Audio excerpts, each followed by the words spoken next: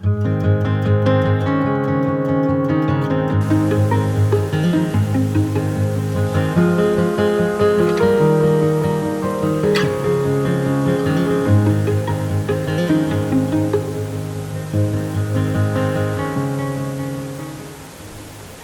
name is Patrick Bonson, and for 35 years I've been proud to call southern Maine home. I'm an outdoor guy that loves to explore. Although southern Maine is heavily developed, we still have dozens of beautiful natural attractions within driving distance of Portland, Maine's largest city and my hometown. One of my favorite attractions is Cascade Falls in the town of Saco. Cascade Falls is a gorgeous waterfall in a heavily forested setting. The falls flow through a granite gorge until they spill about 40 feet to the canyon below. People fish and hike here, and the site was once a sawmill in the 19th century. Cascade Falls is my sanctuary when I need to get away from the stresses of life.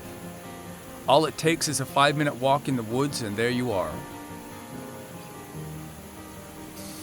On a warm, sunny spring day in May, I decided to record some drone footage of Cascade Falls.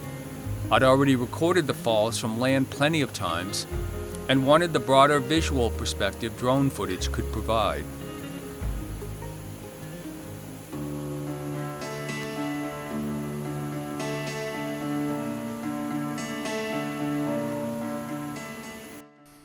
Aerial footage of this gorgeous area would be challenging to record, but worth the effort, or so I thought. My drone flight on this particular morning was a disaster, and I have no one to blame but myself.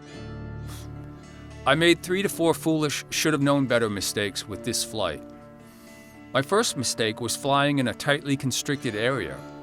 After activating the drone, I immediately began to receive warnings this flight was a bad idea. GPS readings were weak, but I foolishly chose to ignore these warnings.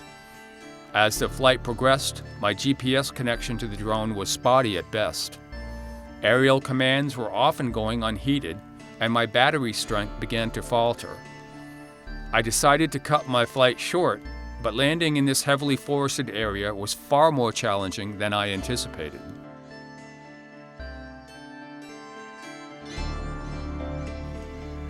During my attempted landing, the drone jerked around erratically. I lost sight of where it was located and began to panic. That was my third mistake. As my drone erratically gyrated and careened through the air, a low battery warning signal began beeping insistently, and this only compounded the difficulties I was having bringing the drone home. The battery became so low, an emergency landing seemed like the only viable option I had. I searched frantically for a clear landing zone, and after a few aborted attempts, the drone smashed into a pine tree measuring well over 100 feet tall. I was stunned. My drone was nowhere to be found, and my unblemished record of 40-plus incident-free flights was over.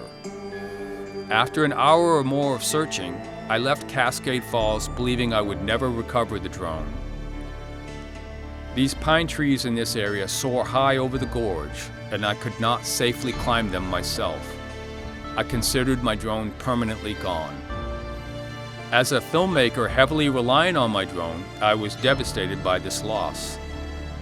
I'd recently finished a well-received documentary that relied heavily on drone footage, and was looking forward to even more documentary challenges ahead. Drones often get a bad rap, but they are unquestionably marvelous creative tools. A decade ago, I hired a helicopter pilot to record DSLR footage of the town of Buxton from above, and now I was free to capture stunning aerial images on my own from just about anywhere. Just about anywhere but Cascade Falls, anyway.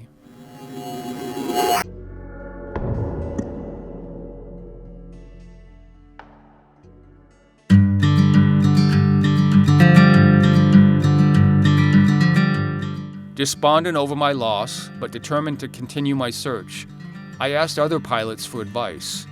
I was told to scour the DJI Phantom app for precise coordinates, and I was able to locate my flight plan on my phone. Curiously, my drone was stuck high in a tree significantly farther away than where I had taken off. I spent a few hours on foot searching for it, but could not see anything from the ground. I enlisted my friend Georgia from Gorham Community Access Television to take her drone up to survey the area. Within the first few moments of flight, we detected the drone in the upper left reaches of a pine tree. My drone was ensnared in pine branches far beyond reach. It would have been a fool's errand to try and climb this or any tree without experience. So I enlisted the help of John Labby, an experienced tree climbing professional, for the task. John made the work look easy as he skillfully climbed his way up the tree. His work is dangerous but rewarding. He's able to help people with seemingly impossible recovery efforts. 15 minutes after his climb began, I had regained something considered lost forever. My most treasured creative tool had been recovered, and I could not have been happier. I spoke with John about his work and what his impressions were of this recovery effort. Well, we have John here. He's a professional climber, and he just retrieved my drone, which I had more or less written off and assumed it was going to become part of a eagle's nest. How long have you all the way up? Yeah. What was this job like? Was it kind of par for the course? Was it challenging? We've done a few drone rescues. We get asked to rescue cats more often than anything. How does that go? Does the cat resist you, or are they happy to see you?